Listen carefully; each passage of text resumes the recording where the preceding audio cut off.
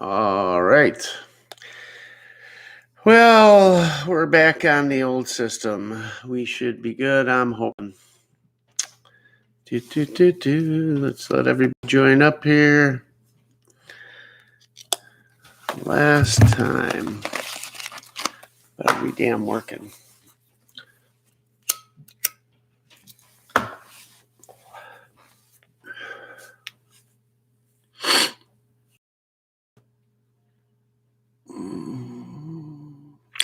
There we go. We should be good this time, I'm hoping, guys. I'm so sorry. I am so sorry. I don't believe never come back. I'd be really upset right now if I were you. But I appreciate you bearing with us on this.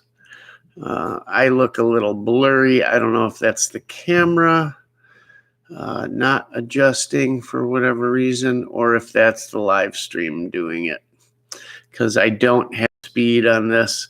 So that might be the blurriness I'm seeing on my end. It's just not as fast.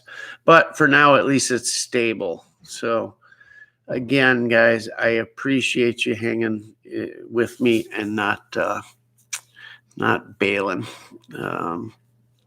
God, what a pain in the neck. I'm disheartening. Here I thought I had this thing going to be awesome, and now it's just the old stuff. But oh well.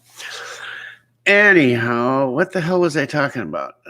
We talked about Mosins. We talked about the Sam video, and I don't remember what the heck I was talking about with the Sams. So I broke them all out, and I was comparing side to side, and I was talking about the 5.56 gun, the Sam 5. So I ordered the shark gill brake for that thing because when I was running that M193 ammo through it, the fireballs were just crazy, and I mean crazy, 3-4 footers, and so it needed something, and I could have put an aftermarket flash hider or brake on there, but I figured I'd try the Arsenal. They're cheap. So I got one. Haven't shot it with it yet. If it does not work, I'm going to go over to the Krebs IMS system. If you're not familiar with it, Krebs makes his IMS system. And what it was made for originally were guns where guys were cutting them back to 14.5 inches and then welding and pinning a brake on there. Well, before, when you did that, if you welded and pinned a brake, obviously you're stuck with whatever that choice at the time was, right? You couldn't change it out because it's welded and pinned. And that's kind of discouraged a lot of guys, and they'd just apply for a tax stamp, do an SBR or whatever. Well, we all know that's a pain in the neck. We know some guys don't want to be on more lists and this and that, and the wait times and the cost and not being able to cross state lines and stuff like that. And at the time, and still to this day, Krebs was shortening up guns. He found, like a lot of other people, I don't know if he was the first, maybe, but he, for instance, on the SLR 107s, he would slide the front sight block back to the gas block and then chop it short, essentially, and then welding and pinning the muzzle device on there, making SBR legal, right? Because it was pinned. But for instance, on my SLR 107, which is the Krebs K103, you guys have seen it. I've got it set up like an alpha clone. And that gun has a 74 brake on it. And yeah, it works great, but would I like other things? Or how about I want to put a suppressor on it or something? Can't do it, right? Well, he came out with his IMS system, which stands for Integrated Muzzle System. So you can weld and pin the base flash hider on there, which is a 4-prong flash hider. It's his proprietary 4-prong. And when I say it's proprietary, guys, the testing he put into this thing, I want to say I'm off, I'm sure, but it was over 100. It was like 113 different versions he tested. Some big changes, some small, but he worked on this thing forever. Yeah, you can't cross state lines with a SBR without permission from the powers that be. Anyhow, so he worked on this 4-prong flash hider forever until he just wasn't satisfied till it was black, black, black. I've shot it extensively on an AR and my 3-gun gun. I put it on there for other reasons, but I was testing it for him. He gave it to me for nothing, and I was building this AR at the time. I didn't have a muzzle brake on it, and he threw me this. He says, "Hey, test this out. Tell me what you think. Do a video of it, and it's yours." So took it, threw it on there. I didn't cut back the barrel, anything. I just screwed it on a 16-inch barrel. And let me tell you something. The only thing I did see out of it were a couple sparks from like carbon, coming out. A little piece of hot carbon coming out the end. But as far as flash, zero. It is as good as a Bulgarian 4-piece, which if you've ever run a Bulgarian 4-piece, they are by far the best. You don't see anything out of a Bulgarian 4-piece. Nothing, zero. Most cases, not even a spark. So anyways, I get this thing. I put on the 4-piece or 4-prong flash hider. What's cool about it is that's threaded then. It'll accept 3 different things. So you weld it and pin it, and you think you're stuck with just the flash hider. Nope. You can, the one that comes with it is a compensator. It screws over it, makes it into a compensator. It just, it vents out the side and pushes down and just compensates for muzzle rise. Very lightweight, weighs nothing. By the way, the whole thing's, anything that goes on it that he makes is titanium. You can get steel if you want to save money, but I recommend the titanium. So you got the 4-piece flash hider, you got the compensator that'll screw on. Then you have a muzzle brake that comes in 2 different variants. You can either get the short one or the long one. The long one has 3 ports, which is what I went, and it is pretty long. It's almost like 4 inches, I'd say. Titanium, though, weighs nothing. You put that on, and you talk about zero recoil. On my AR, there's none. There's none. I mean, you could put that thing on your nuts and fire away, and you wouldn't have to worry about anything. Jake's seen it in action. Jake has shot that gun. Jake hates ARs, and he said had he shot this AR back whenever it was he was getting into guns, whatever, he would have a whole different opinion of ARs, and he would own one. He wants one of these guns. It's that good. Now we've got the 4-piece flash hider. We've got the compensator. We've got the muzzle brake, which comes in 2 variants, the short and long. And then Liberty makes a can for it, which is a short can. It's 6 inches at best, 7 maybe. Super small, super light. So at the end of the day, you can weld and pin that 4-piece on and not be stuck with it. You can leave just the flash hider, or go to the compensator, or go to 2 different muzzle brakes, or go to a suppressor.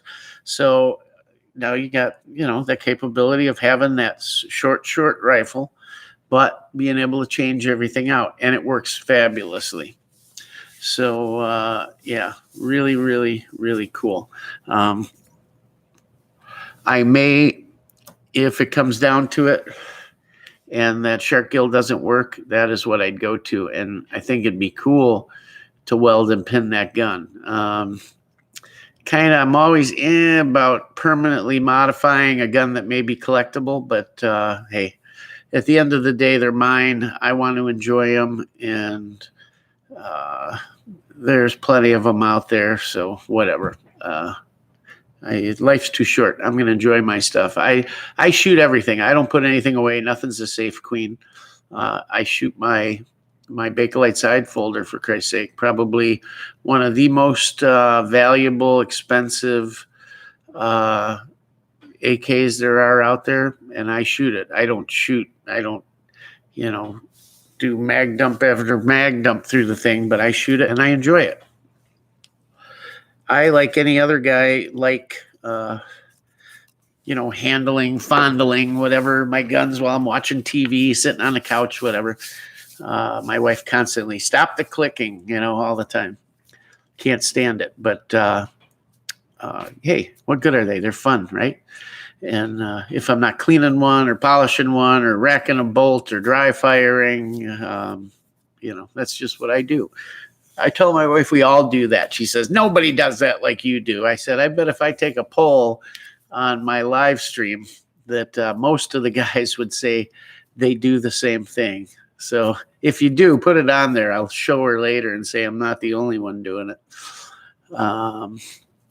Anyhow, let's see. So Mateo had commented about state lines. Yeah, guys, when you have an SBR or a silencer or anything NFA, you cannot cross state lines with it. Whatever state it's registered in is where it's got to stay unless you get explicit permission from the government to travel with that weapon, which is a giant pain in the ass. I don't own any NFA items, so I don't know the specifics about how you would go about contacting them. If you send a letter, you got to wait for them to get back to you. What if you're planning a trip, and how long does it take? I mean, I don't know. Not my bag. I am, though. Wisconsin is a suppressor state, so I can get silencers, and I'm an immediate gratification kind of guy. When I see something, I want it now. To wait a couple days is even long for me. So to wait 6 months, 8 months, a year for a tax stamp to come back, that's why I've never done it. But you know what? With the way things are going, I guess it's probably a good idea to get something going right now. So if any of you guys are suppressor guys or know a ton about them, which I don't, put in there what you would get.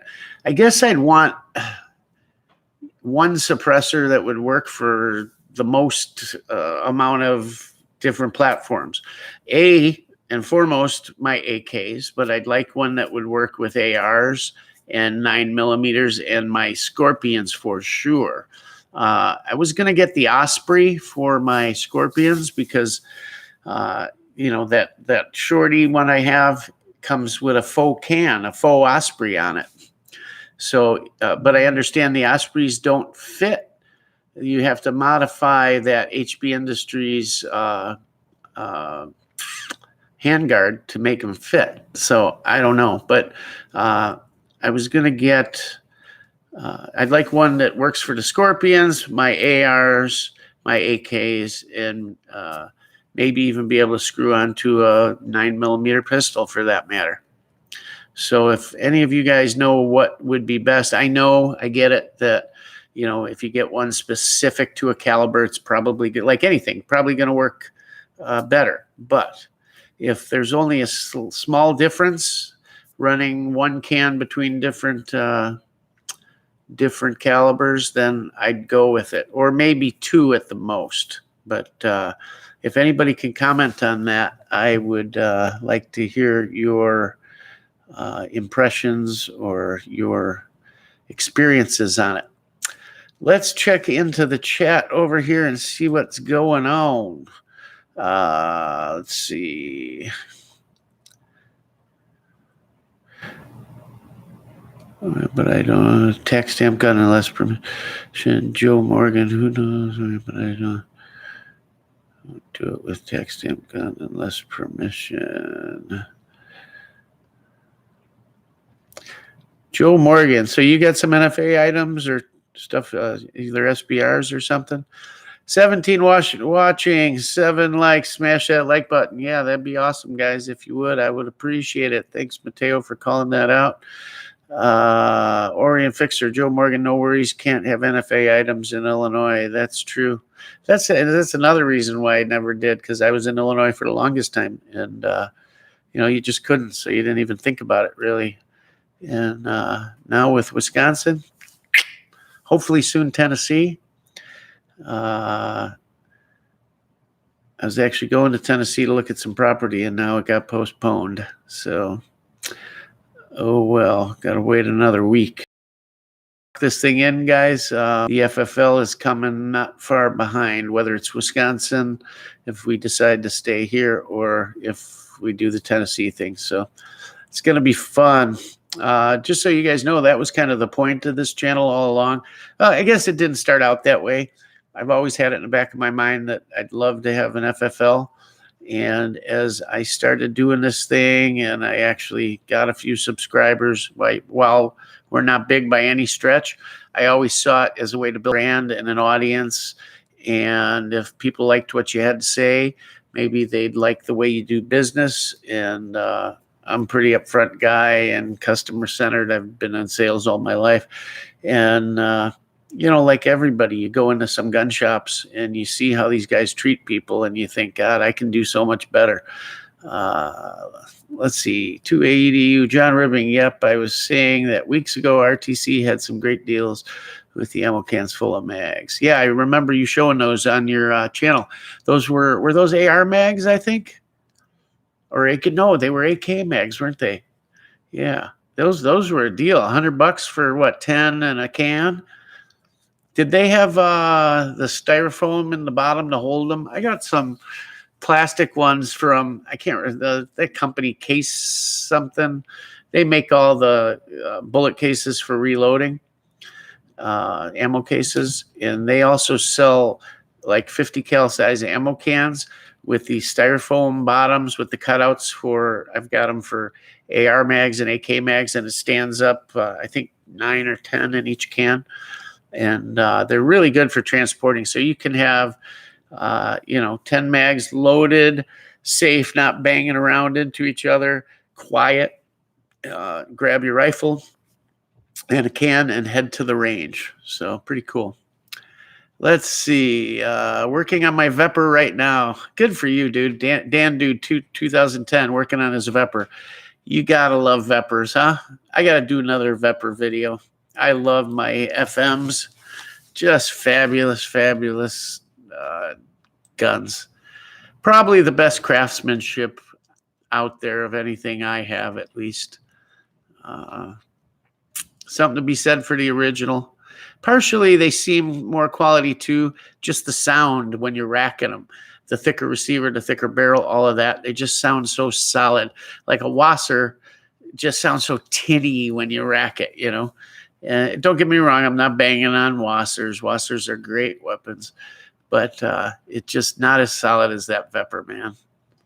And those things are magnificent. Who else is fondling them? Joe's fondling them like a stripper. I get called a gun nut for sitting with my rifle in the living room watching TV. Like you, I have a gun room I hang out in a lot. I do too, but I don't have a TV in there. And, I don't know. I don't want to exclude the family and just be. I've got a really funny meme that shows a guy sitting on a couch, not much different than the commie couch I have in my gun room. It shows the guy from, who is it? He's the propane guy. What's that animated show, the propane guy? It shows him sitting on a couch, and it says, "Haven't seen you lately." And he's naked on the commie couch with all kinds of guns, and he's fondling them, watching TV. He says, "I've been staying in a bit," or something like that. It's hilarious. And my son sent it to me going, it says, "That's Dad." Let's see. Yep, I played with my Wasser and watching YouTube today after I put a new grip on it. Texas Bullet. Yep. I have 17 loaded mags for my G33. Mateo. Look forward to your stream every week. I do too, don't you guys? His stream is just entertaining. This week's stream was good. It was, I enjoyed it. I didn't get to see all of it. I was driving as usual, and I got a phone call in the middle. So I checked back in when I got home, but it was good to get away from the political stuff for a little while. And that's no shot. It's just, I think, and it's not his channel or anything. It's just that there's been so much of it, and frankly, we have to talk about it, guys. When it's coming at you that hot, that fast, that furious, we have to talk about it. So God bless him for doing that week in and week out. I don't know that I could do it every week like that, because it gets to your psyche, right? It gets to your emotions. It gets to your brain. You're like, God, will it never end? It's this constant assault. And so it was good to get away from it. And that's why I'm kind of liking these too. I get to talk about things. Yeah, and that's not to say we can't touch on them, but it's just good to talk about what we like, right? Just a conversation. Guero M, what's up? Thanks for coming. Appreciate it. He's saying hi to Mateo and everybody too.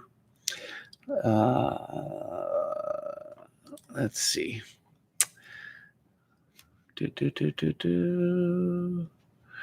Oh man, all kinds of stuff. I'm behind in the stream. Try Grip Tay, Joe Flanagan. No, I wish it too rich for me. If I plan on having an NFA someday. Silencer Shop makes it easy, but everything is out of stock. Slim pickings. My FFL in Wisconsin here has a ton of stuff in stock. He even had an Osprey, so maybe I'll go that way. He's got it in stock. Not that 8 months, right? But I don't know if you can buy it until it's in stock, because maybe he needs a serial number to send in. I don't know how it works. I'll have to talk to him. I like the original look of my AK with the wood furniture, but now I'm thinking of putting synthetic on it. You know, of all furniture, I dislike synthetic the most. And I really shouldn't, because it's good stuff. Even the stock stuff with the heat guards in it, they work great. It's just that plain black. That's why I got the green on the last one. But I like some of the metal hand guards out there, the ones you guys see me use on everything. The Israeli ones, what are they? MTI, MCI, whatever the hell they are. Super light M-Lock ones, I like those. They do get a little warm, but I'm usually shooting with gloves anyways. I like some of Manicore stuff. Like I've got a Manicore Alpha Rail on that little my Mini. I don't have a micro, just a Mini, but it works great on that. I like wood. Wood always looks great. And I love Bakelite. I wish I don't know that, as much as I know about AKs, I don't know if there are any Bakelite lower handguards for stamped guns.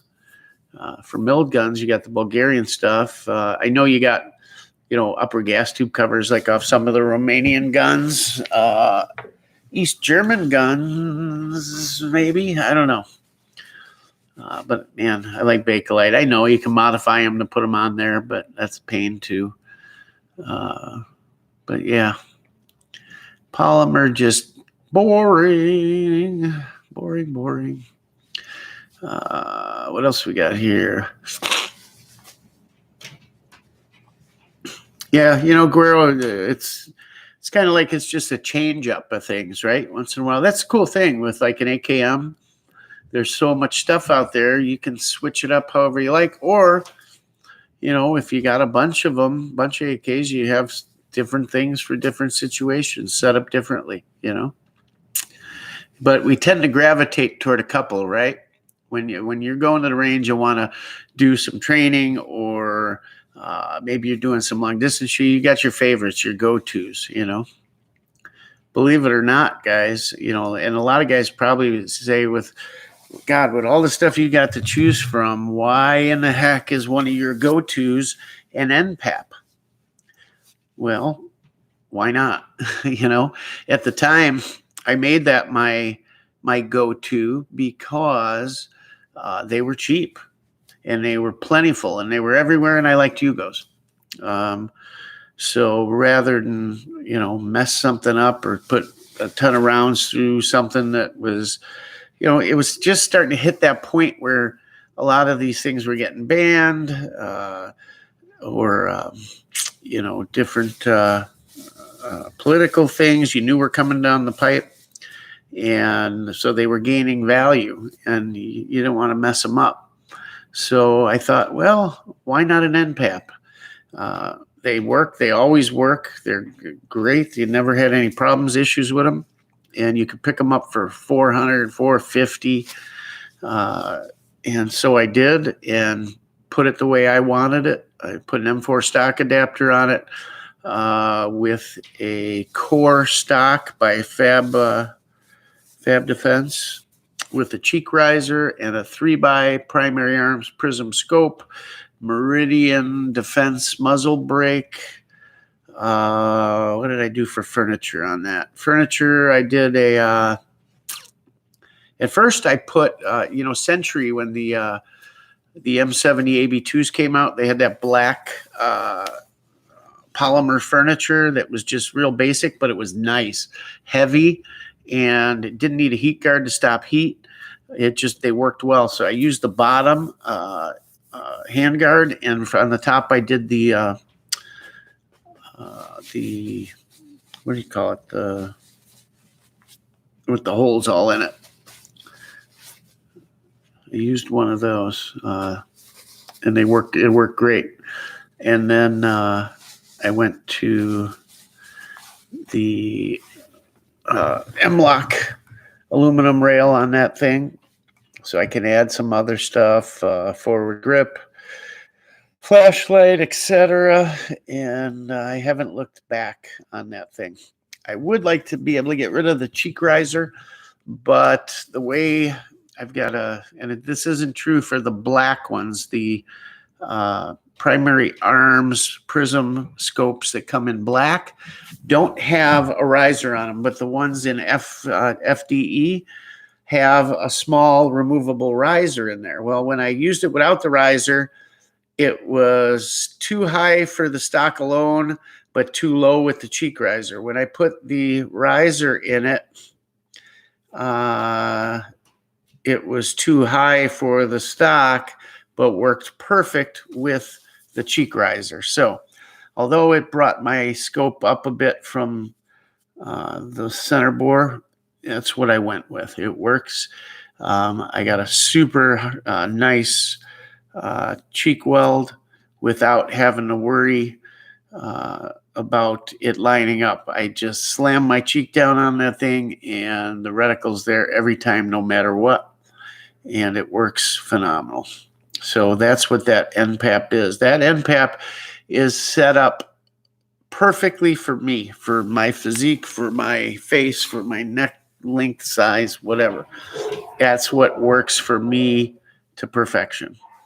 And I have run, I had to have went through 10,000 already.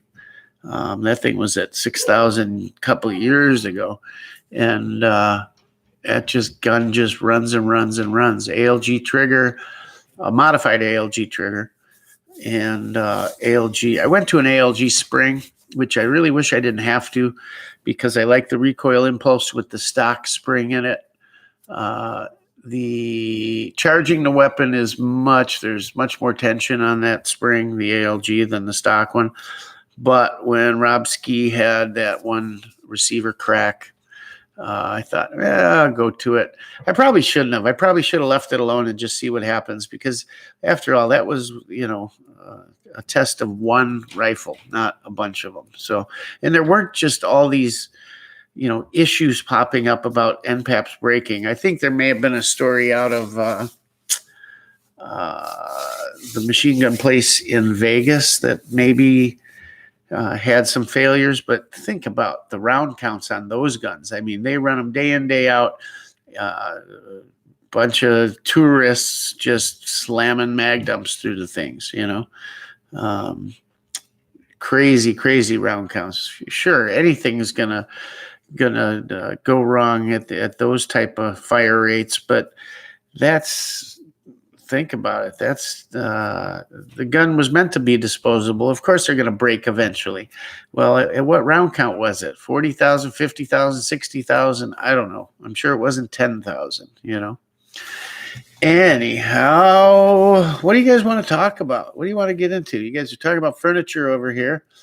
I have never had a problem with Warsaw length AK stocks. So you guys know there's Warsaw length and then there's NATO length. So the Warsaw length are the shorty shorts, right? The ones where you guys look at it and go, man, them Chinese people must have been teeny tiny little bastards. But the NATO length are the longer ones. And a good example, I guess, is, NPAPs. They came out originally with Warsaw. No, I'm sorry. Like mine came with a NATO length stock. But they also did the super high comb on those suckers. And it's a huge stock, actually, when you look at it. Compared to the others, and it kicked you constantly. Unless you were way, way up right next to the receiver with my nose frying off on the receiver, you could not even get a sight picture with iron sights on that thing. I couldn't, at least. And everybody's built different. So, some people say, oh, it's fine. But for me, it wasn't. Century sold a Warsaw length stock for that thing instead of the NATO, so you could change it out, and that worked just fine. Matter of fact, they still have them. If somebody wanted to keep the stock wood on a NPAP, they still sell the ones that match the old NPAP wood, and they're about $100. So you can get those. But yeah, I never had a problem with Warsaw length stocks either. I don't mind them. They work fine in my book. I don't know. Even on my M4 guns with M4 adapters, I tend to go shorter, so it's not a problem. Saab 47 brace on my Draco is nice to shoot, very comfortable to shoot, and makes a lot more accurate. I've got an SB tactical SB 47 on that one, the kind that slides under the grip, the fork slides under the grip.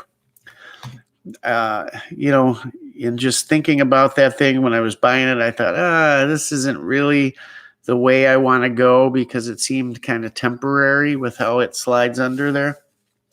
I wanted to do something a little more permanent, but didn't want to necessarily drill out the weapon, so I went with that. And I tell you what, that thing has not moved an inch, never come loose, never had an issue, has worked wonderfully.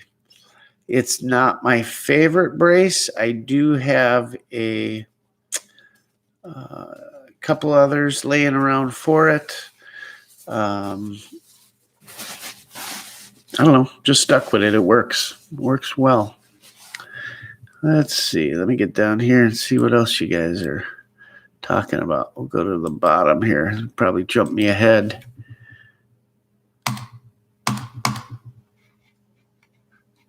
What the heck? Did we lock up here, guys? Hello?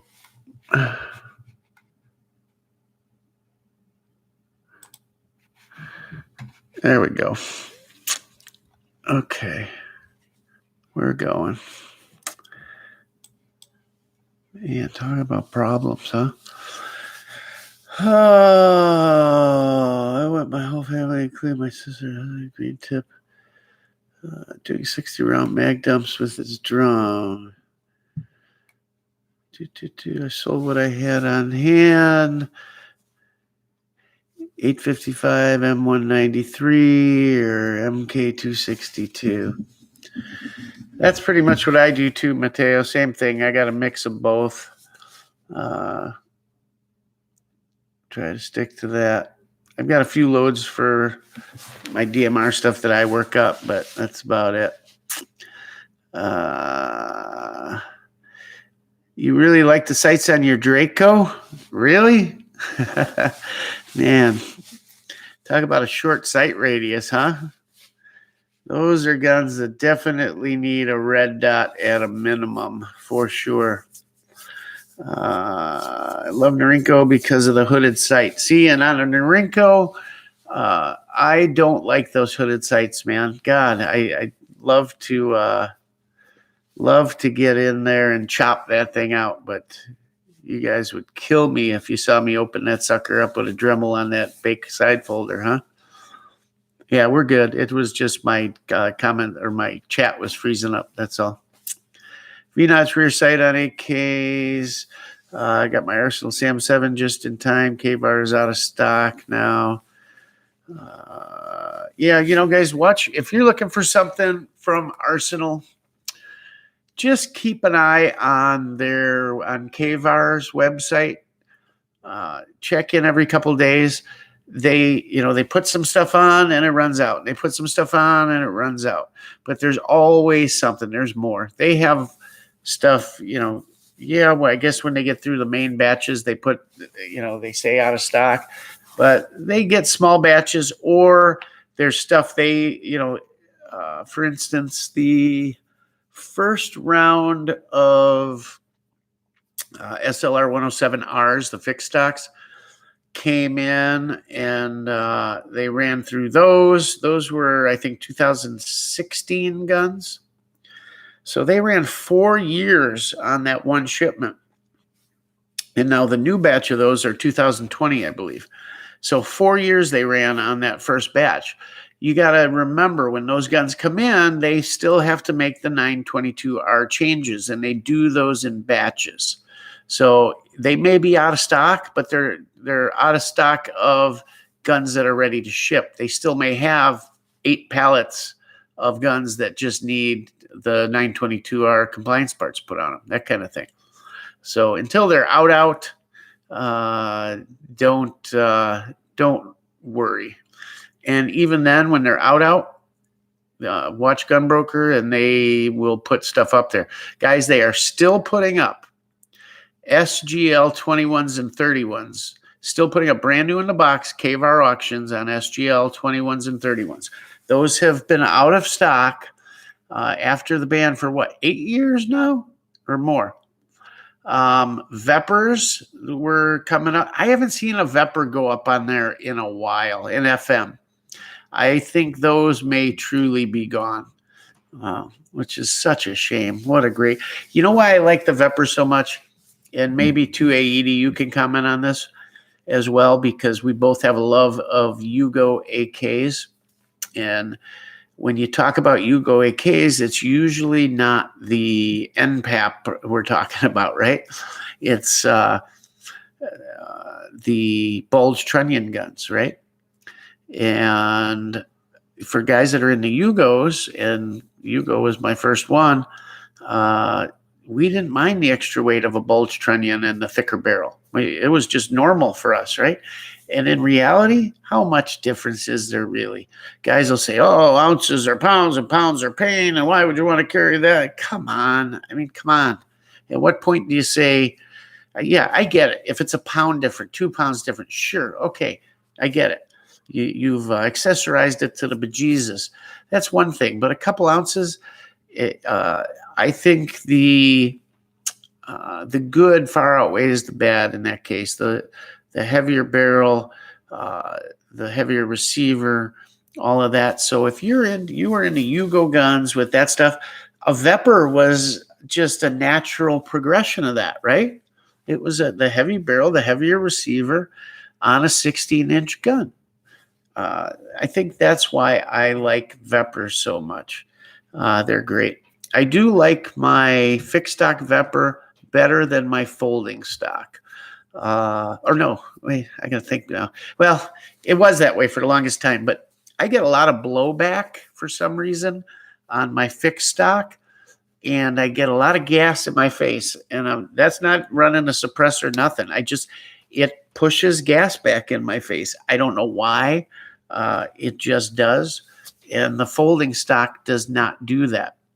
However, I like the way the fixed stock shoots better. I like the recoil impulse and all. So I don't know. I like them both, I guess. But what a fabulous, fabulous weapon. one of the best in my case. Hooded front sight, yes, like on a Chinese gun. Instead of the two ears sticking up and it's open in the middle, you've got a complete hood over the top. There's a hole in the top of it so to get a sight tool through it, but it's a complete hood, like you'd see on a K98 or even on like a Winchester 30-30, except it's got a hole in the top to put the sight tool through. So it really limits having that hood around the sight. It really limits your sight picture for me. You know, you've got that pin, you got the two ears, so it's like this, right? And it's one thing to put the center pin on it and have the two side ears to the side, but now think about wrapping a hood over the top of that and it's blocking a lot of your sight picture. I hate that. I can't stand the hooded sights. I'm with you, Mateo. I can't stand it. Yeah, he just said obscures his field of vision. Me too. I hate it. Drives me nuts. Part of the reason I never really got into Chinese guns, you know. Got the one that meant the most, and that's it. The rest of them, you can kiss it. Don't need them. What else we got? I just saw something interesting. Guerrero, they say Dracos ain't accurate, but I was hitting a target 100 yards consistently. A lot of it has to do with the brace too. So my Draco, my mini Draco, keep in mind, I can hit steel plates at 100 yards at will, like nobody's business. Just key it with. I shoot mostly Golden Tiger all the time. Golden Tiger is what I stockpiled years ago and continued to stock until recently. And that's our stockpile ammo. And it was our shooting ammo for the channel, which I have two different stockpiles, right? The one I don't break into, the other is just for the channel. But since things have gotten the way they are, the Golden Tiger will be added to our emergency stockpile, and I'm shooting everything but that right now. Whatever I get my hands on, I don't care what it is, Tula, Red Army Standard, Barnul, whatever. That's what I shoot. I'm just saving that. And partially it's because I find it the most accurate. They're nice, hollow point boat tail projectiles, sealed and just accurate and consistent. They're very consistent compared to others. And that's why I save them. But Tula gets a bad rap in a lot of cases. Guys will say, "Oh, that's garbage ammo," this and that. The only thing I think a lot of guys saw was hard primers, where they'd hit a primer 2-3 times and couldn't get it to go off or whatever. But and I've experienced that here and there, but 1 round, 2 rounds out of 300 or something like that. I've never had a problem with it. I don't know. They're 9mm too. Other stuff I've shot, never had a problem with it. I don't know. I think it gets a bad rap. Also, just a little tip. Keep in mind, guys, that Red Army Standard, and this may have changed recently, but for the longest time, Century, who is the distributor for that here, that's their brand, Red Army Standard.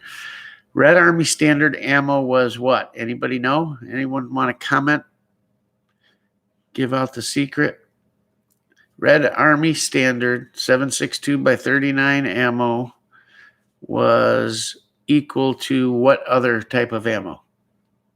The same thing. Both were identical. Same company, same line, same everything. Anybody know? I'm waiting. Mateo, I shoot a ton of Tula, still burning through cases now.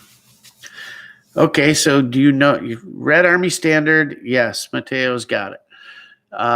Red Army Standard is Golden Tiger. Same ammo. When you see that purple stripe, the sealant I'm talking about, it is. So you want to buy Red Army Standard and put it put it away. It's good ammo.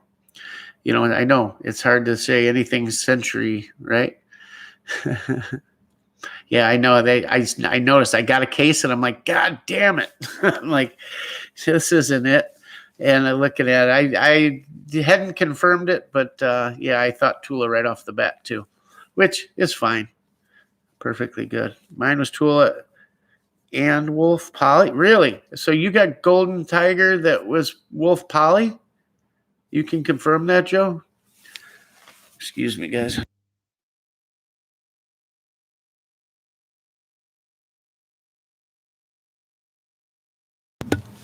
You can confirm that, really? I have a bunch of old and new RES ammo. Yeah. Well, save the old stuff. Save the Golden Tiger. Or shoot it. I'm not here to tell you what to do, but yeah, I had everything sighted in for Golden Tiger. But when you have that much of it, that's what it is. And I don't care what I shoot for practice. What's the one? You know what I will say about Golden Tiger, though? It's messy. You know, that the sealant and everything. God, the inside of the receiver, crap's everywhere, right? Let's see. Dan, dude, my Wolf ammo is labeled Tula. What do you got? Wolf white box or something? I've never seen the regular Wolf, like any of it really labeled Tula, whether it's the military standard, the stuff in the camo pack, or just black box or whatever.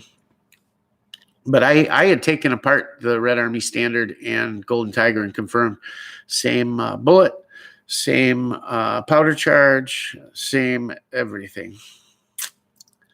Oh no, I shot Wolf Poly and Tula. Yeah, I like, if you guys watch my 308, my AR-10 video for kicks, when the ammo shortage first started, I was just buying up whatever I could because there was still a lot around by us. I did that video about no ammo shortage here. I'm just going to place, picking up a little here, a little there, whatever. And I bought a bunch of Wolf 7.62 by 51 308 ammo, right? Steel case. And I had no expectations for the stuff. Loaded up a mag for the AR-10, and now I can't remember what I was shooting that day. If it was just some ball, it might have just been some M1 ball, M2 ball, whatever, and some of my hand loads. But of all the stuff I shot that day, the most accurate was that Wolf steel case 308 ammo. Crazy, like all 5 rounds touching. I think I show it in the video, actually. Just crazy accurate. I couldn't believe it. Joe Morgan, I'll shoot any steel case in any gun. I'm not a snob. I'm not either. I don't understand that whole I won't shoot steel case, it's going to hurt, wear out my gun crap. I don't believe it. I never have. Do I prefer to run brass? Sure. With a couple exceptions. But I in no way will I, if I'm somewhere and I have the most expensive gun in my collection, and I'm out of ammo and somebody says, here, I got a mag of this, try this. I have no problem dumping steel case into anything I own. No problem at all. I just don't get that whole deal. Let's see what's going on here. Wolf Performance. Wolf is solid ammo. There's nothing wrong with it. It's Bernal. Yeah, that's who makes it. Yep. They've been marketing. You guys have probably seen lately the ammo in the red and green packs just says Bernal, no Wolf, no nothing. And I forget who it was. One of the YouTube personalities was saying, oh, it's the most accurate ammo, this and that. And I don't know. I guess each model line or brand that a company owns is probably in most cases a little different. There's probably a reason they're doing it, unless it's like geographic or something like that. I don't know. But somebody, maybe it was Rob Ski or something, saying it's the most accurate he's found. And the timing of it when it came out was kind of timed with when I started seeing that green and red box stuff coming out. And I had not seen that stuff around anywhere for sale. And all of a sudden it was popping up, lots of it. I don't know what the deal is with that. I've shot some of it. It didn't seem any different to me than anything else. 100 grain wolf, 6.5 grain wolf. I thought all wolf was Barnoul. I thought all of it was Barnoul. I thought that was their brand. Can you reload shotgun shells that ain't brass? You shouldn't. It's gonna crack most of the time when you're resizing and stuff, and it's also hard. It can be hard on a press, so I wouldn't do it. Check them with a magnet, because some of them that look like brass aren't brass. Trust me, guys, if I know one thing, it's shotgun shell reloading, because I grew up shooting trap. Tens and tens, and I don't know, between me and my father, hundreds of thousands of rounds of reloads. And I still have, you see in my videos I do in the garage, look to the left, and you'll see like a red cover, a canvas cover on the bench. That covers my Posnus Warren progressive shotgun press. That press has been rebuilt once, and it's probably ready for a rebuild again. It's run so many loads through it. Think about how many rounds you need to run through a press of that quality to have to redo bearings and stuff on it. But yeah, man, as a kid, that was like my job. Like I damn near, yeah, he probably would have paid my allowance based on how many shotgun shells I reloaded, because we'd shoot 3 nights a week, and in between it was just ka-choom, ka-choom. I can hear that sound in my, I can feel that, you get a motion going and a whole routine. It's like ingrained in me, muscle memory, and I can hear that press running right now in my head. Not running, it wasn't powered, but just how it sounded. Mech 600 Junior. Yeah, everybody had a mech. And guys, if you're going to start reloading shotgun shells, there's no better press than that little mech. That thing will just, I got that in my head too. You have no idea how many nights I sat at a coffee table on a couch just like this with the mech in front of me. It was mounted to about a 2 foot by 3 foot board. And I would just, pull that handle, hit the bar over, pull the handle, hit the bar over, and just load hundreds and thousands of shells off that thing. God, thing works great.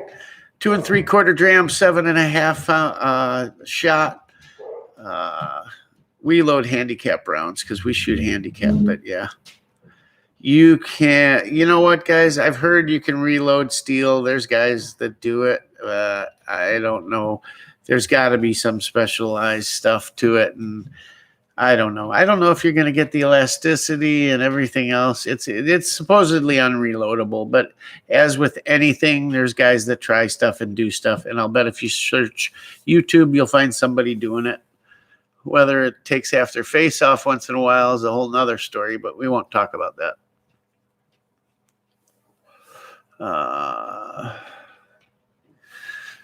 SKS, God, Jake's not in my thing anymore here. I haven't seen him, but we were at his house one day, and I brought the SKS out. Just hadn't shot it in years. It was a Yugo M56 brought over there, and frankly, I hadn't shot it in years. I had converted it over with a bunch of Tapco furniture and everything. And on the Yugo, they had a slightly different piston, and their piston tube and handguard that came with it didn't quite fit, and it wouldn't cycle it. So I had to either get a different piston from Tapco, or B, take the wood off my Yugo piston and put the Tapco handguard on it, which I didn't want to do. Didn't want to, like I said all the time, I never change a gun that I can't put it back at some point. So I didn't want to do that. And it just wouldn't run. So I just put it aside for years. I didn't shoot it. And then I changed it back. I put the wood on it and everything. Or at that point, actually, it still had the Tapco on it. And I had come up with a fix for it. I think I put an O-ring or something in there. Anyways, we were pulled it out, and I shot it that I hadn't shot in the longest time. And the way it cycled and the recoil impulse and that bolt coming back, that giant heavy bolt with that big charging handle and everything, compared to the AKs that I had been shooting for, 10 years probably in between, the SKS seemed so much, it was a bit slower, but it seemed so mechanical. And it was just like click, boom, ka-choom, ka-choom, ka-choom, click, boom. It was like factory machinery going, And I thought, God, it just felt so cool. It was neat to shoot, and it was just so different. And I really enjoyed it that day. We shot the heck out of it that day, and it was just a ton of fun. That little break from the AKs and shoot that thing. It was really neat. If you guys haven't, everybody that's got an AK usually has an SKS or two laying around. If you got one and you haven't shot it in a while, get it out there and enjoy it.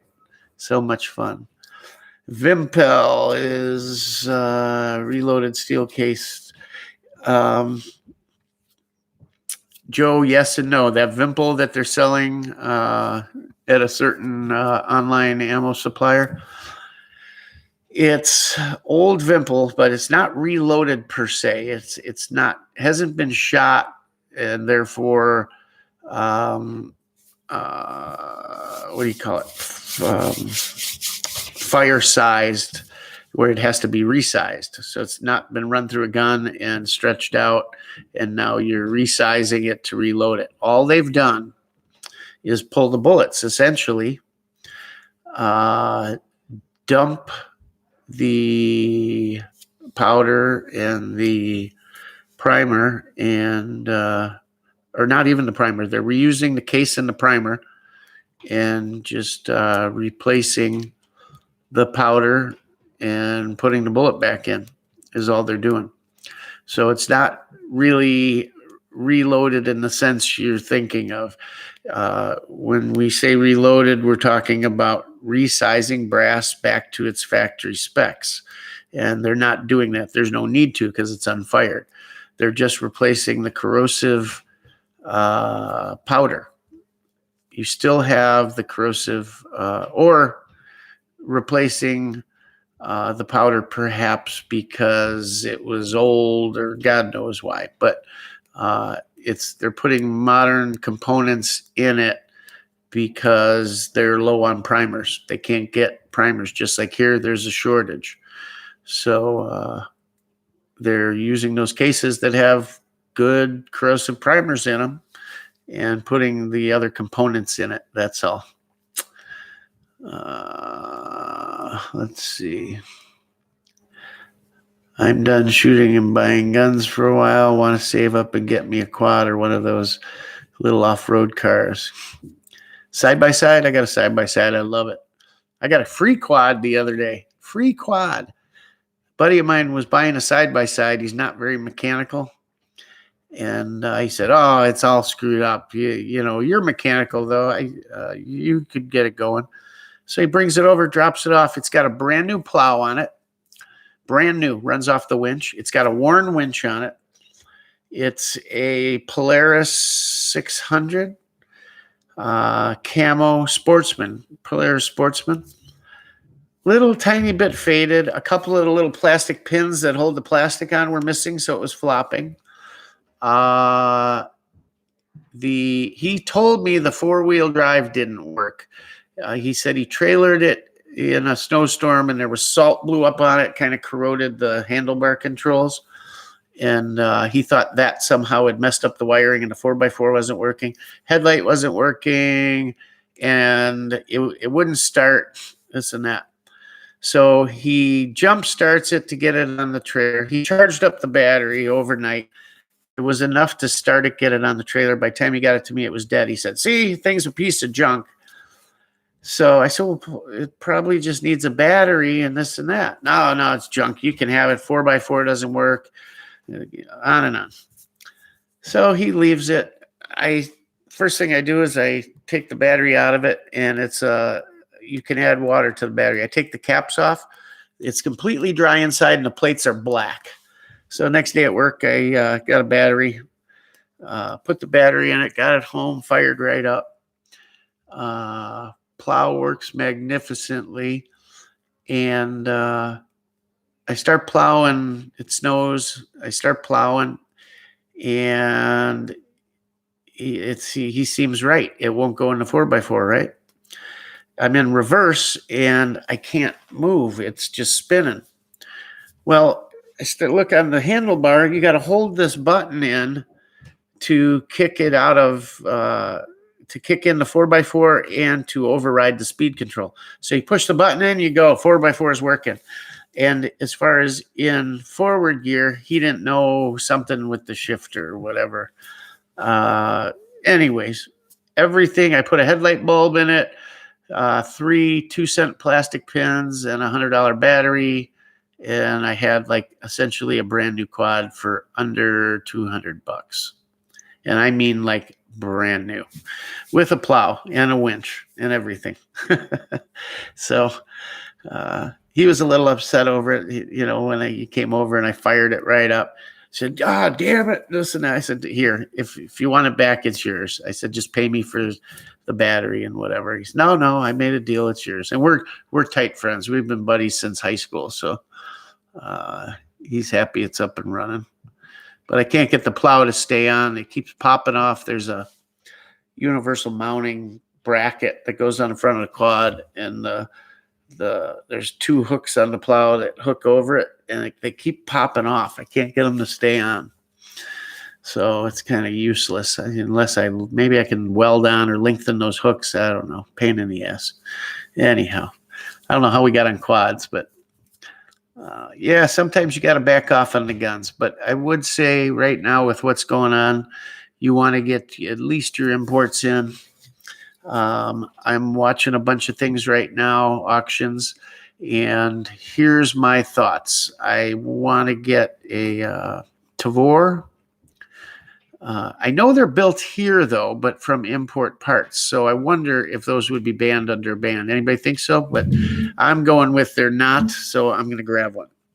And do you want the 16-inch barrel or the 18-inch barrel on that? I'm pretty sure you want the 16. That's the whole point to a bullpup, right, is short.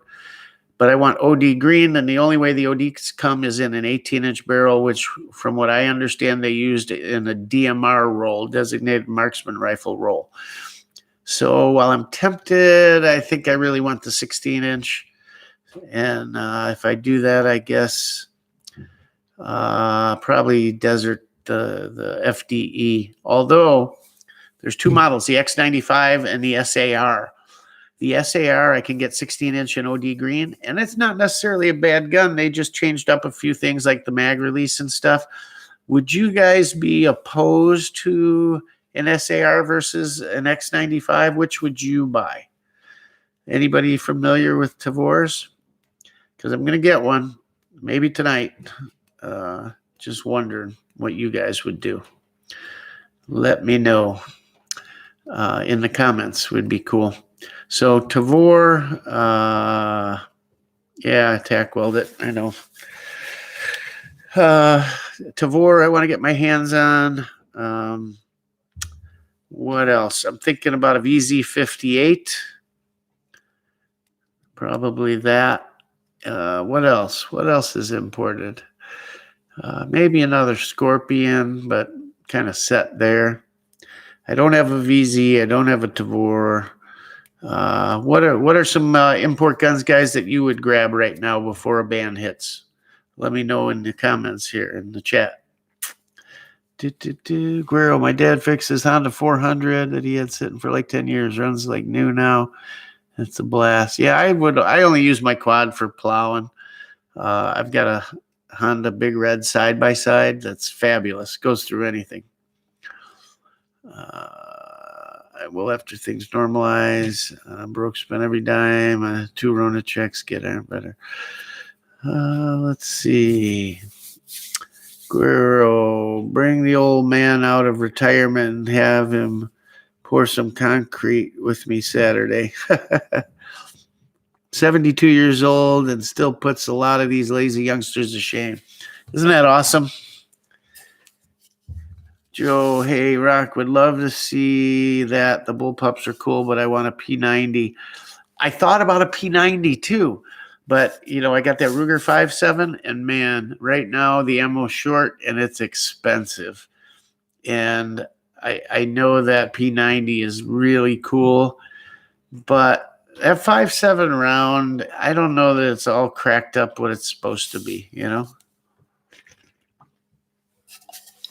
I think I'd get the VZ58 rifle. I like that beaver bark stock. It's just unique, and it's kind of like a version of Bakelite. Kind of cool. And I could always put a folding stock. I buy a folding stock separate so I could switch it up every once in a while. Yeah, the Walther barrel one. That's the Checkpoint, right? That's the one I want to get, the latest ones that are coming in. I missed one tonight. It was sitting on Gunbroker about $1,500. It went for $2,100 tonight, which isn't too bad. I should have snagged it. Misha had one not too long ago, and I should have grabbed it when he had it. At least I knew who it was coming from, and I didn't. Even a beater AK with third Rona check. John Ribbing. The only one I have my eye on, hoping for a new batch. Sam 5. When I got mine came, they sent emails to customers saying if you had to be an existing customer of KVAR to get one, and they were cheap. They were like, I forget now. I got to look. I want to say $1,500. They were gone. They were immediately up to $2,500. And I wanted to say, call bullshit that, they're only for our good customers. And, the reason they went away to begin with is they didn't sell well. But this is a completely different rifle than the other ones that had come in. These are completely built in Bulgaria, 100% everything built there. So that's what's cool about them. And this time they sold out right away, and now everybody wants them. Well, ammo shortage and the possibility of a ban is what's pushing that. So, yeah, I don't know that you're going to see more. Maybe in a little bit. They said it was a test batch to kind of test the market. Well, we'll see. Ammo will come back, but I'm impatient. I love having ammo in the gun. VZ58 with beaver bark, yeah. So what else? What other imports, guys? Name some that I should be grabbing out there. Even stuff like Beretta would be affected. I thought about a Beretta shotgun, but man, the LE versions with the collapsible stock are crazy money.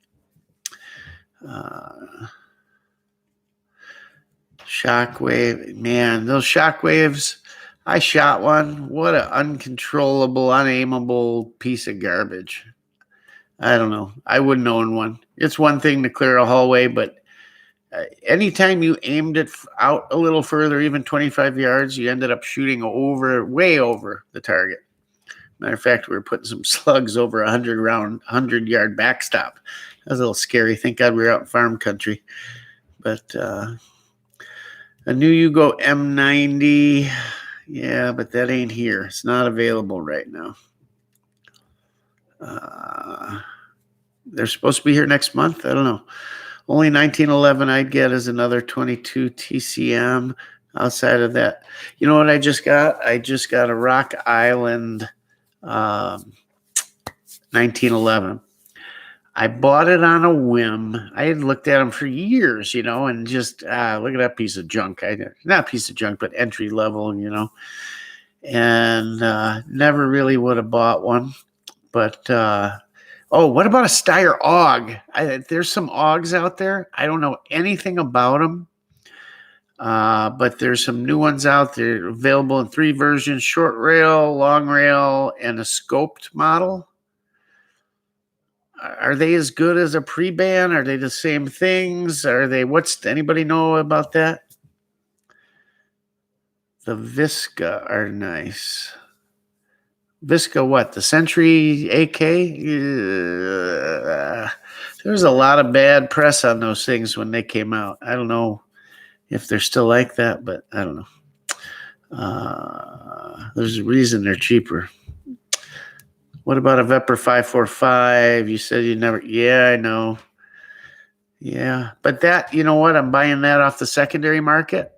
So essentially, it's not part of the import ban anymore, right? I'm talking about stuff that's current production that could be banned. So the AUG, anything CZ, I guess. I picked up the Zastava stuff. Anything Arsenal, anything coming in currently that could be banned. Tavor, maybe an Ace. I thought about an Ace, but man, they're expensive too. I should get an Ace. So that's kind of what I'm looking at. I just want to see if I'm missing anything. If anybody's got an idea of anything I'm missing. God, what a terrible position to be in when you're only missing 3 guns, huh? A Bren. I would love to have a Bren. Now, there's a Bren 1 pistol available. But while I've read a lot about the Bren 2s, it seems like the Bren 2 is what everybody wants, right? And that's a cool rifle. But man, they're going for crazy money, like 3G. Lots of. I've even been looking for a PSL because I don't have a PSL one. Far and few between, new in the box, and they're $2,500. I remember you could buy those things for dirt, and then the new ones came in at $1,800, and some guys were discounting them $1,500-$1,600. I'd buy one at that, and I should have. Shame on me. And now I'd buy one for $1,800. I'd buy one for $2,000, but $2,500. I'm gonna do this. I'm gonna price myself out until everything's gone. I'd love an HK, but I don't know which AK. I'm HK, not AK. And then I guess the 5 is the one, but those are $4,000. It's insane. It's insane. I'd love to have a Molat, a Vepr RPK, but that's $6,000. That's out of my realm. MP5 HK, I guess. The PTR is built here, isn't it? Not sure. Came in a Century box, but I think, yeah, it is. Draco's Romanian. It's Cougar. It's import. I've got a mini Draco. I thought about a micro Draco. Those used to be $600. Now they're over $1,000. It's crazy. Or a full-size Draco would be kind of cool. I don't have that either. How about those new release AKs from Atlantic? They just released a 5.56 yesterday. They're still in stock. They put them together, though, didn't they? Or are they Polish? I don't have anything Polish. There's another one I could grab. So, yeah, there's stuff out there. I guess I'm just looking for deals, and there aren't any. So I just got to bite the bullet. I just don't know how I would, what I would do first, second, third, fourth. Pretty set on a Tavor, so I think I'm going to grab that Tavor this week. That, or I was going to spend some money on some equipment to get the Cerakote up and going. I've got a sandblaster, but you want to start with a new one that's not got any oil residue in it and stuff. So I was going to go down and Harbor Freight and get a sandblast cabinet and find an oven for baking, whether that's an old kitchen oven or maybe look into an industrial one for now, and get some new spray guns and stuff. I was going to get all the equipment ready and start doing that and do some videos on Cerakoting. Because when we open the FFL, I want to do Cerakoting, parkerizing, and even hot bluing we're getting into. Polish Fox seem to be good, solid rifles. Misha will tell you that he likes the Fox over, I think, even the Zastava. He just likes it. Help me help you, Rock. Yeah. Yeah, just don't buy anything made by them. Had enough screwed up HK clones and other. Yeah, right. You don't buy anything from Century, but who was the other one you were talking about? Talking about Atlantic? A Brill would be cool. Zastava 6.5 Grendel. Yeah, wouldn't that be cool in their marksman rifle? I thought they did. Maybe I'm thinking of something else. I thought they did. That would be really cool. I know you're a big fan of that. I don't get into these other calibers. I don't know. Everybody's, 6.5 this, 6.5 that. I get it. I don't know. Why another caliber?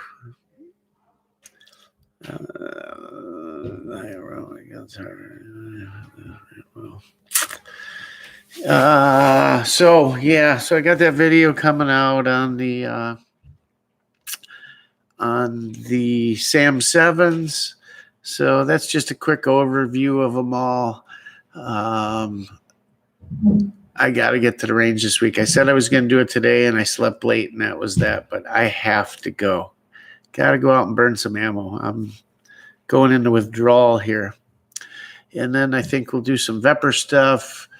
I know you guys would probably like to see a video on the Norinco Bakelite side folder, huh? Do a little shooting with that. So I think we're going to break that one out. Sometimes I go to the range and bring too much stuff because I'm planning to get some footage for this video and that video and this video. And you don't concentrate enough on one. You're jumping around too much. So I'm going to make a point. I'm bringing 2 guns and that's it. And just going to have a long range day with whatever I bring. So you just love the gun market to crash again. Well, that takes supply, my man. Yeah, I think I'm going to do a break out the side folder and take that out for a day. That'll be fun. That gun, man, that gun kicks, though. It really does. It's probably my harshest recoiling AK of all of them. Kind of the reason I stay away from other Chinese guns. I don't know. Who can afford to play with 6.5 Grendel? It's called reloading, man. It's not a problem. All costs the same when you reload, as long as you got the brass. And if you're shooting, you buy whatever you need. I don't know, buy 200, 300, 500 rounds of whatever you're going to shoot and save the brass and keep going. I wouldn't want a 5.56 AK. Why buy an AK? Well, the reason I did that SAM 5 is because if there's a shut off of the imported ammo, I got a 5.56 AK. I got my favorite platform in 5.56, and shooting it's really cool. It's like a 5.45 gun. It's very light recoiling. It's interesting. It's a cool feeling gun. And that gun just works. It just runs anything. And guess what? When this ammo situation's over, perfect way to burn up all that 223 steel case I bought. Right? I can run it through that gun. I also reload brass with the 100 grain Wolf Burnell is pretty good. It's so terrible. I really try to keep positive. Let's talk about the shortages, guys, for a minute. So I don't know what you're seeing by you, but by me, all of a sudden there's more guns in stock. We're seeing a bunch of new stuff coming in, and guns are on the shelf. I saw a lot of stuff out of Rock River, a lot of stuff out of Kimber, Zastava, Kalashnikov USA. PSA has a ton of stuff on their site right now. SIG, a lot more guns in stock at the places I go to. So that's good news. We're seeing more guns. Maybe everybody has their fill and things will start popping in a little more. I have seen a few videos, more than a couple, on YouTube saying, hey, is the ammo shortage over with? Like maybe they're seeing more ammo in their areas. Now, I can say this, in my area, we have hit rock bottom a couple weeks ago, and we're still at rock bottom. There's nothing out there. Nothing. And there was, up until about a month ago, there was ammo to be had on the shelves in stores. Not a lot, but the big box stores, the Farm and Fleets and stuff, they have not put any ammo out at all. Zero. The shelves are 100% empty. I mean, there's not one box of anything. They're empty. So it is by far the lowest point for ammo we have seen in Wisconsin and even northern Illinois, for that matter. There's zippity doodah to be had. I don't know. It actually had me worried. I was, you start running scenarios through your head. You start thinking, well, is Fleet Farm not buying it? Because it's out there. You see it at other places. Are they not buying it because they know the band's coming and they don't want to be stuck with it? Or, why aren't there any guns here when I see them over there? Are they not buying because they don't want to get stuck with it because they know a band's coming down? You start thinking stuff like that, crazy stuff, right? And then you start seeing guns around. I haven't seen the ammo really coming back, though, so still waiting on that. How's it look in your guys' area? Any guns coming back? Joe Morgan, I'm seeing loads of guns go down in price because they aren't selling. Buddy got Ruger AR-556 pistol with SBA 3 for $1,200. That's expensive, though, ain't it? Or not really, for the Ruger. I don't know. I gave up on big box, so I hit the small shops. The big box were good for me, though, because they had it, and they hadn't raised the prices through the whole thing. But now I'm not seeing squat. Nothing. It's worrying me. My online suppliers, though, have had stuff, so that's good. That's very good. What time do we got here, guys? 9:30. So we've been on 2 hours, but we had a little time off for bad internet behavior. So we'll go a little longer here. What else you guys want to talk about? What else you want to? Anybody got any problems with their AKs? Anything they're trying to fix? Need some info on?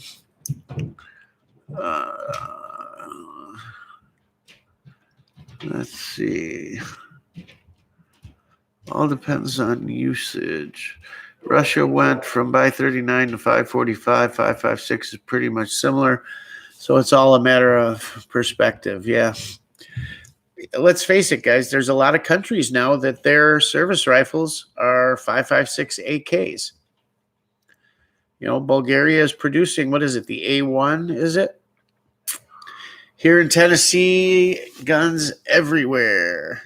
Celtic Viking. Where are you at in Tennessee? Didn't you say last week? Was that you? Somebody did. I don't remember. We're going to try and head toward Oh, between Chattanooga and what's the other one? And up toward Pigeon Forge, what's that other town up there? Big town. Somewhere along the Smokies right there.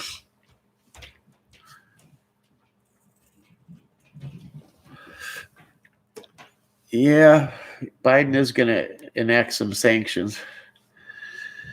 I saw a buttload of AK parts local if others need me to look. Joe, where are you at again? What area? Yeah, Northern Illinois, right? I saw buttloads of AK parts local. Yes, my SLR 107 is overgassed to the hilt. Thinking about KNS gas piston thoughts.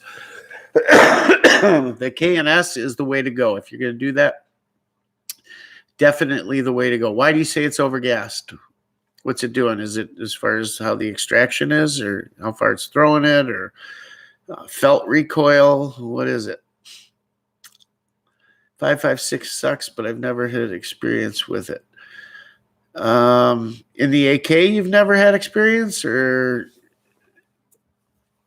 5.56 is a good round. It doesn't have that heavy hitting power, but at the velocities it was meant to shoot at, that it does some damage.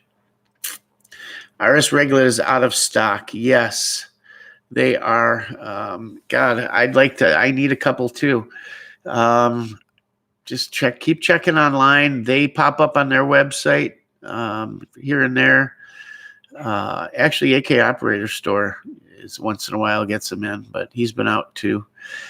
Second to that, I would look for an Arsenal mount, the SM13 or 13V, but those are in short supply. I saw one was being auctioned by Kavar.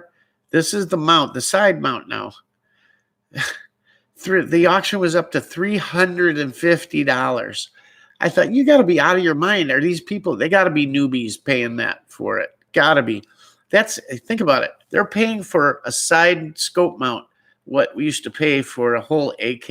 I'm like, you guys got to have your heads examined. West Tennessee, man. We used to go to Loretta Lynn's ranch. That's where they had the motocross championship every year.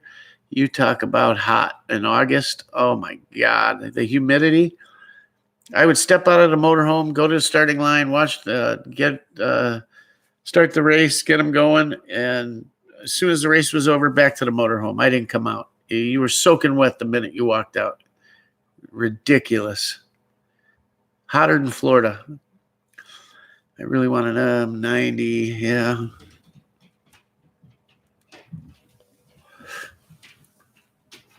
You like that gun, huh, Brastard? What is Estava? Yeah, you got a deal at $9.99. You got a deal. Primary Arms seems like a food place. Yeah, Primary Arms doesn't have squat lately. RS regulates are going for $500 on eBay. Are you kidding me? Wow. Normally you get the bottom piece and whatever top piece you're going to use, right around $200. That's what I've been buying them forever for. SB Triangle folding stocks for my Pac 9, but not the 1913 one.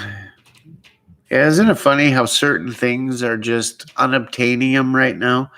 They just can't keep up, or maybe these were shutdown states that, they just can't get the help, or better, probably more specific, it's supply issues. They can't get the raw product, or they can't get it trucked in, is what a lot of the problem is. Martin Co., where do you get wood handguards for AKs? Everyone out of stock. Check out on Reddit. There's a couple AK sites. Comblock Market comes to mind. Sign up there. There's a bunch of guys selling stuff. If you're on AK Files, you can get in there. On their marketplace, there's a bunch of stuff. You can always find stuff in there. AK Files kind of shies away from new guys a bit. They can be a rough crowd over there if you haven't been in for a while. But I've been there a while. They're good guys. Just you gotta, it's trial by fire kind of thing. And new guys to them sometimes are taking their good stuff.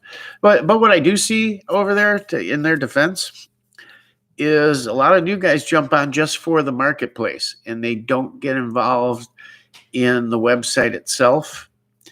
And they're not contributing any knowledge or any comments on subjects. They just go to the marketplace and use it for that, and they're out of there.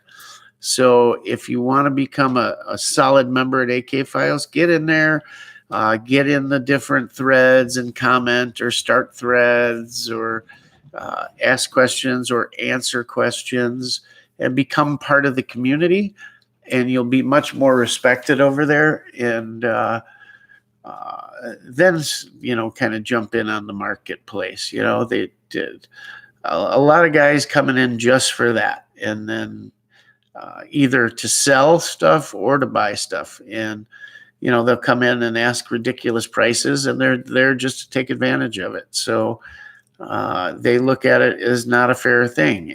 They look at it as it's their community. And it really is. It's a closed community. It's not open all the time for new members.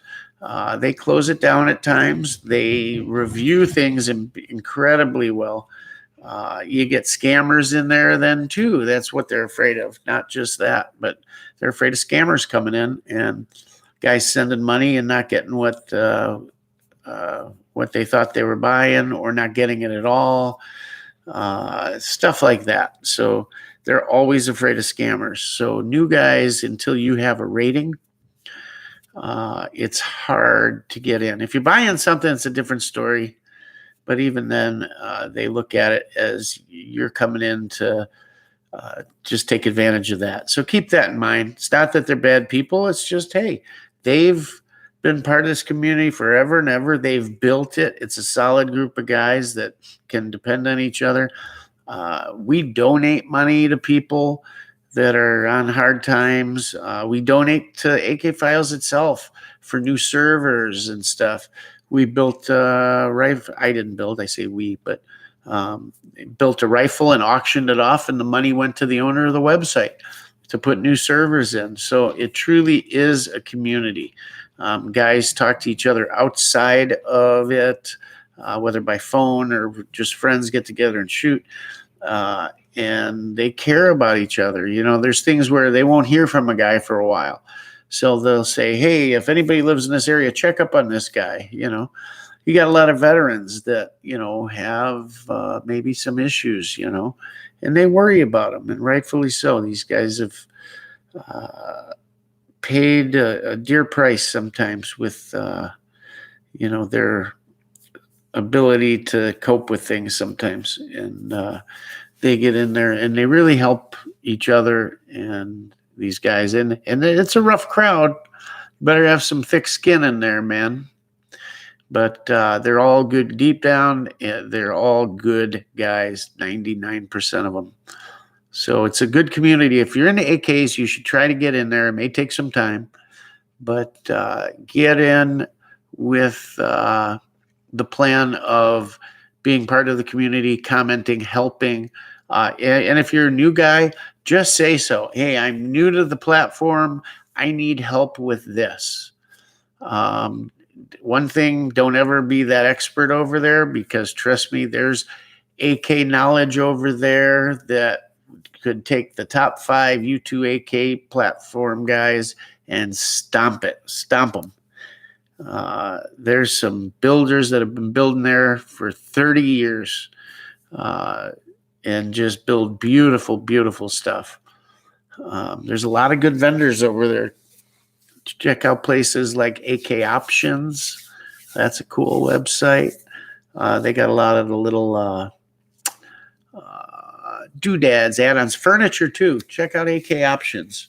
That's a website. He's on the files, but AK Options, you might find some stuff there I'm trying to think of a couple others. If I come up with them, I'll have them for next week to list you guys that are looking for AK parts and furniture, original stuff, whatever.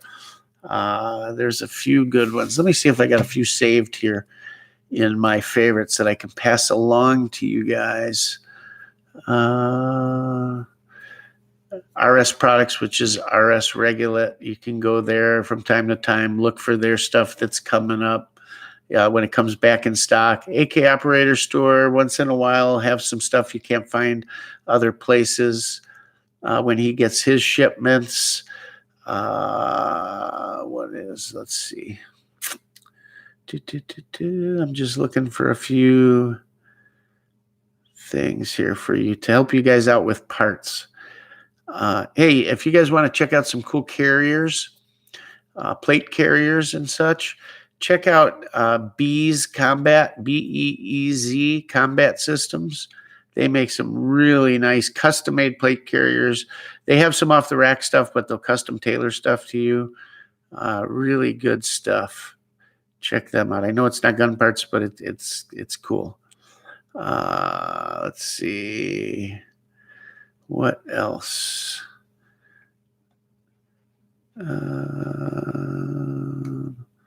I guess I don't save a lot of those because I know what they are. So I don't really, I was just hoping I had a few in here. If you're looking for parts for CZ, check out Parker Mountain Machine. They got some neat aftermarket stuff. If you happen to be looking for stuff for a VR80 shotgun, check out, let's see, 3G Munitions, and also check out Tooth and Nail Armory. Good spot for aftermarket parts for those guns. I know we're not part of it here, but AR parts, sometimes when other people are out or you're looking for specific stuff, righttobear.com. Good site. Advanced Tactical for VR80 parts and other stuff too. A lot of times, guys, go right to the manufacturer's site too. HB Industries for Scorpion stuff. You don't be afraid to go to places like the SIG website for parts. Federal for Federal ammo. A lot of the times the manufacturers are overlooked, and with what's going on right now, a lot of people are selling direct from their websites. So check them out. Marksman TV has a gun shop out of Indiana. He does gun reviews, new guns every week. Yeah, he does reviews on the ones he takes in trade. And good channel. I don't know how he gets away with it on YouTube, really. I guess his disclaimer does it, that he's not trying to sell anything, but those are the guns he took in trade that he's going to be selling. So I think he got banged for it once, and he switched something up, and I know. Brass Tard. I have a. Wait, is that SKSM? That was. Oh, I thought you were talking about something else. SKSM. What's another cool store? Smoky Mountain Knife Works. Check them out. That's why I saw your SKSM, and I thought it was that because their website is SMKW. For Smoky Mountain Knife Works. That's a very cool place for any type of cutlery. I mean, unbelievable the amount of knives they have there. They will carry some surplus stuff from time to time. I've seen everything from AK pouches to bayonets to other stuff. They have ammo too. At the beginning of the ammo scare, I got a lot of stuff from them. That's one of those I've kept kind of close to the vest. But they haven't had anything in quite a while. But they carry some surplus here and there. It's hit or miss. I'm not going to say they got a ton of stuff, but check them out. Once in a while, you'll find some interesting stuff. Rural King in Illinois has round boxes for $10 a box. Wow, that's a good deal. I don't know. I'm from Illinois originally, and I don't know where there's a Rural King. That must be a Southern Illinois thing. I don't know. And I never saw one in Northern Illinois. Certainly not in the Chicago area, but not in Northwest Illinois either, where I was from. I don't know where there is one. I'd have to check that out because it's not too far for me to go, and I go down there all the time. So have to check it out. Anyhow, guys, hopefully that helped you. Like I said, AK Options, check them out. There's a few more. I'll have more for you on Wednesday as far as these little websites to go to find some parts that you may be looking for. You can always message me during the week on Facebook, on Instagram, or my email. If you got any questions you want me to answer or something you're looking for, that I can do a little research for you during the week and kind of put it out here on Wednesday for you. Watch for the video coming out on the Sam series. And we've got some pistol stuff coming out too. I've got an M18 that we just got. We're going to bring you. I've got that Rock Island Armory 1911 we're going to bring you. I didn't finish what I was talking about that. I had never thought about a Rock Island 1911, but they were on sale, and it's such a plain Jane gun. It's their GI.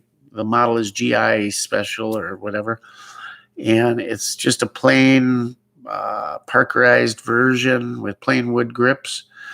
And I thought, I always wanted a World War II 1911 to display with my Grand, but of course the price is a bit crazy. And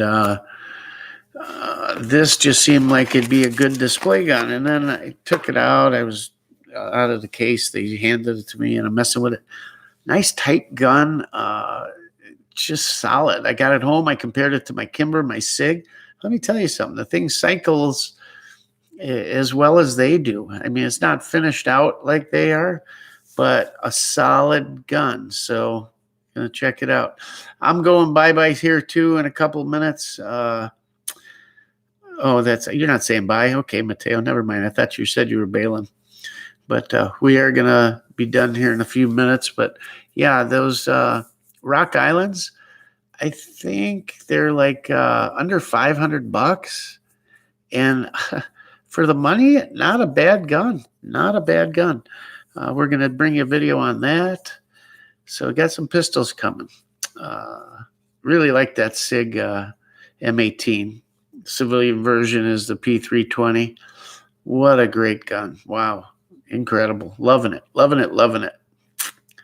But we got some neat stuff. And then if I can get my hands on one of these Tavors, we're going to bring you that. We'll see. It's going to be a good week or two coming up here. I may take a break 1 week on the live stream, but we'll see. We'll see what happens. If you guys are liking it, we'll keep it going. If it keeps growing, we'll keep it going. I know that with the issues the last 2 weeks, we haven't seen much growth in it, but we'll see what comes of it. I enjoy doing it, and we'll go from there. I think we'll do the AK thing maybe one more week, and maybe we'll switch up. We'll go through something else. Anyhow, I just thought of something I'm going to do next week. I took that sip of coffee. Why'd you say that, Martin? Was my voice getting something? Ammo is ridiculous. Gun shows are worse. I haven't been to a gun show in well over a year. I can only imagine what they're like. I'd probably get sick and pissed off and want to leave. I like gun shows, even when it's crazy. I like walking around just seeing what people got. It's a shame some of the young guys don't remember what real gun shows were like back in the day. There were just, bins of everything and anything under the sun you could imagine. It's so cool to go there as a young kid with my dad, and barrels of SKSs for $99. And Everything under the sun. I remember when there used to be fish bowls full of auto sears for ARs. You could buy them. Anything you wanted, you could buy. Crazy, crazy, crazy. Or back in the days when World War II surplus was like abundant, you could walk in a surplus store and it was loaded with World War II GI stuff stacked to the ceilings, smelly, stinky, anything you wanted, uniforms or Vietnam stuff everywhere. Now you walk in one and it's all cheap Chinese copies, and I don't know. It just ain't the same.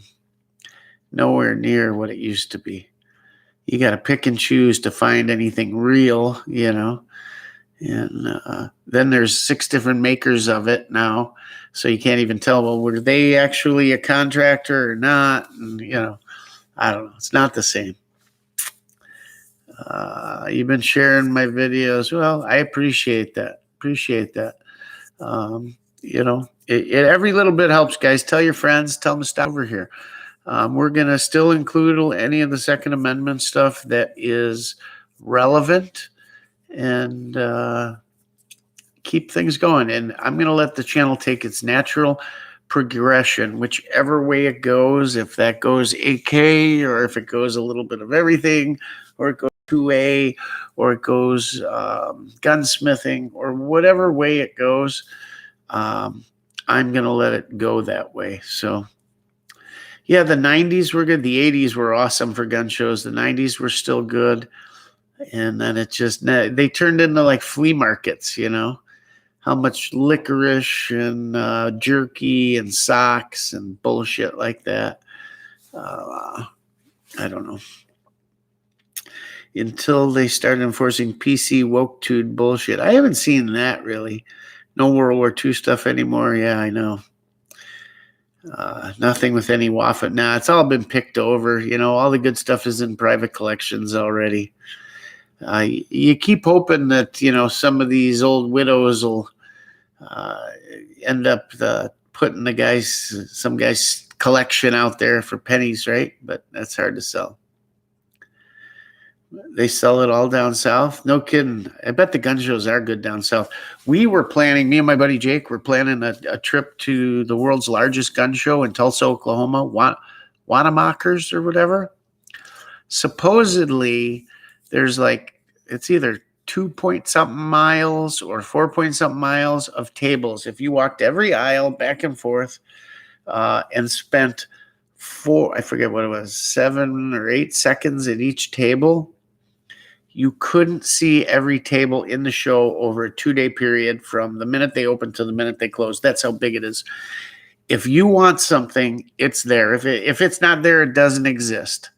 And we were going to go in the spring, and it was canceled for COVID. And then we were going to go in the fall, and it was canceled for COVID. And there's an Indian casino right next door that has a campground.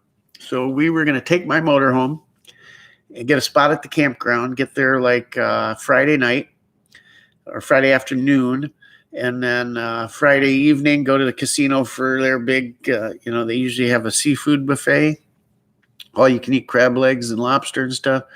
We were going to do that, eat like pigs, go back to the motorhome, and I've got an outside TV and the awning and everything. We were going to sit outside and watch whatever, Patriot or Saving Private Ryan or something like that. And then get to bed, get up in the morning, do the gun show all day, check that out, have a ton of fun. Again, do dinner at the casino, maybe a little gambling, couple drinks, whatever. Back to the motorhome, get some sleep, and then do the gun show Sunday and head home. And I thought it would be an awesome guys' weekend. And with COVID, it just screwed it up. So I'm keeping my fingers crossed that the spring one will still be on. Look at it. Just search World's Largest Gun Show. It'll pop up. And there's videos on it on YouTube, too. It's incredible. So I really want to check that out. If you're looking for something rare, there's probably, if you think it's rare and you're looking for it, There's probably 8 of them there. That's how big this place is. So where you might not see one in years looking for it, you'll find 8 or 10 of them at this show. So like I said, if you can't find it, it doesn't exist. So we're going to start doing that. If they open it up again, we'll see. I'm not going to comply with any rules I didn't last year, and I'm not starting. I'm tired of feds running things. Yeah, I'll tell you guys, since this thing, well, it'll probably get me shut down, but oh well, we'll be done soon anyways. But since this whole thing started, I have not worn a mask once, period. End of story. Not at my place of business, not anywhere else. If I was really only confronted once, and that was in a Menards, believe it or not. Some asshole followed me around. And when I asked a question, he says, I am not answering questions if you're not doing this. And he said, oh, and by the way, no one's checking you out either. I said, good, stick your shit in your ass. And I walked out. But nobody else has bothered me. I haven't had any run-ins. Nobody's got the balls to stand up to you. That's what the problem is. And guess what? Neither of any of my other people at work, they all feel the same way. So we've been like this, dealing with the public since day one. Day one, not a day off the whole time, and not one of us is sick. That's touching people's personal items, dealing with them face-to-face, sitting in their vehicles, everything. So, it is what it is. I just call bullshit on it all. I'm way past that. I don't even care. I just do what I do. I don't even think about it anymore. I know in Florida, people now, I talked to my mother today, they've been wide open to begin with, but they were still wearing masks in grocery stores, stuff like that. And my mother called me, told me she's noticed over the last week or two that that's even stopping. So it's getting back to normal in some places. These teachers unions and shit, they need to get their act together, get these kids back in school. It's a bunch of crap. Think about it. If you're a working parent and you got your kids home, what do you do? What do you do? Let alone how do you keep your sanity? My God. But, they're going to resist it as long as they can. To me, I just look at it as they're a lazy bunch of fucks. That's all. And they don't want to get back to work. They want to keep collecting and not doing their job anyways that they do for 6 months a year. But hey, that's just me. What do we got here? Asked to leave several places, though. Yeah, I was only asked to leave Menards. That was it. I did have one large sporting goods chain buying a gun. Actually, it was that Rock Island Armory. They're well known for ammunition and stuff. They asked, I walked in, I didn't even think of it. I don't think of it. I walked in, I was looking, she helped me through the whole thing, didn't say anything until I decided that I was going to buy it. We were going to fill out the forms. Then she asked me, do you have a mask in the car? Would you mind putting it on? She said, not that I believe in it or anything, just that if management or something, because the gun counter's on video, if they see it, I might get in trouble. And I said, well, and she was a really nice young girl. I said, for you, I will. So I went up to the car and got it. That's the only time I have. But only she asked nicely, and, I get it. I'm not going to get her in trouble. I don't want to get anybody in trouble, But, yeah, that was it. Gun prices aren't too bad at shows, but ammo's, yeah. They always take advantage of something. They tried that with my dad until I got physical. They lost the argument. I bought one sheet of large rifle primers for $15. I was just happy to see any primers. God, I need small pistol primers bad. I have 0. I haven't even used any of the rifle primer. I haven't been reloading. I haven't been shooting, which is this is the longest we've went without shooting, and it's not because I'm worried about ammo. It's just I haven't got out. It's colder than hell here. Everything, we just haven't gotten out. So, but I do need small pistol primers and can't find them. I'm essential. If I don't take care of my folks, they will die. I don't even get paid. Yeah, we've been essential since the get-go, so no time off.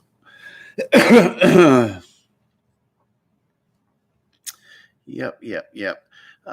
If you guys didn't catch it, watch Trump on the CPAC thing tonight if you can before you go to bed. Check it out.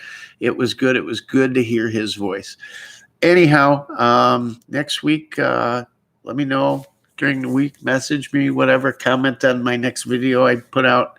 What you want to talk about this week, and we will talk about it. Sorry for the thing, for the internet going down. I guess this is how we'll do it for now. Picture looks good, right? Sound looks good. Everything good enough for now till we get this other thing sorted out. And I thank you all for coming. Mateo, thank you for everything you do there. And thanks for all the likes. And hey, just tell your friends, stop over, and we'll go from there. Enjoy the videos I put out this week, guys. Thanks for everything you do. Remember to like and subscribe on the videos and the notifications so you get them. And we will go from there. Sorry about the background. I was going to be in the gun vault, but I didn't have time to run the computer in there and everything. Plus, I was worried about the signal getting in there. I did move this new router and everything in closer, so it'll work through the walls, which those are the cement blocks that I leave the door open, and it gets in. But yeah, normally I thought that might have been the problem last week, but obviously it wasn't. So Viking Outlaw, hello from Texas. Have you been in here for a while? We're just getting done after 2 hours, but stop in next week and you'll be in for some good stuff. The chat is fun. These guys go back and forth, and half the reason I do it, guys, is so you guys can get together and talk in here. Because things are how they are. It's good for us to get together and share ideas and all of that good stuff. And I'll find some other deals for you too, and some websites this week that I'll put out there for you where you can find some parts, find some other stuff, pews and stuff to feed the pews. We'll get them in there for you next week. AK parts, all that good stuff, and we'll go from there. So check out the videos this week coming out on the SAMs, and I'll get some out on the stamped versions too, and might be a few other surprises in there. Like I said, the videos on the M13 or M18 and that Rock Island, we'll have that coming out. So we'll go from there. Yeah, the glitch happened. We got a new internet provider, and it got glitchy tonight. Had a shutdown twice, but we're on the old internet provider now, so it should be good to go. I'm going to keep paying 2 internet bills until this other one gets better, so because it's faster. But so I got to keep paying for 2 providers until this gets better, just for you guys. Yeah, and my son's video games too, I guess, because aren't working too well on it. But anyhow, yeah, we'll go from there. Might even have some guests coming in here the next couple weeks. I'm going to see if I can get Mr. Krebs in here, see if I can do a little collaboration with a couple other channels where we can get some back and forth convo going, or just maybe I'll get Jake on here. Maybe he can stop over one night and we'll both be on and go from there. Somebody will make it interesting. You never know what you're going to get. And we'll go from there. I'm thankful that you guys entertain my my talking for 2 hours, blabbering on, as my wife would say. She couldn't handle me for this long. I'm glad you guys could. Anyhow, yeah, thanks for stopping. And Viking Outlaw, make sure you make it Wednesday. We'll be on 7:30 Central. I might move it a half hour later. It's hard I'm always running late for this thing. And maybe we'll do Sunday again or something. We'll see. But it's always Wednesday, 7:30 for now. And we will go from there. Thanks, guys. You all have a good night. And stay safe out there. and stick up for the Second Amendment. Always, always, always, always. Be working toward it, guys. Without that, we got nothing, and we forget that all this fun comes through someone's hard work to keep the Second Amendment alive and well. So make sure you're part of that. It's easy to say you are, but did you do the little things today? If you didn't pick up a pen, didn't pick up the telephone, you're certainly not going to pick up a rifle when the time comes. So make sure you are doing your part every day. All right. I appreciate it, and love you guys for everything you do for this channel. And things will be coming together here. Our FFL will be coming. It's going to be a year process at least, but it'll be coming together, and it's going to be a really neat thing when it does. I can't wait. So you guys are the ones that started all this, that help support me and the brand, and we'll go from there. Check out, if you can, some of the super chats and stuff. They're always appreciated. But have a great night. I wish nothing but the best to you and your families. God bless you guys, and God bless America. Good night, guys. I'll talk to you later. And as always, Rockford Ordnance out.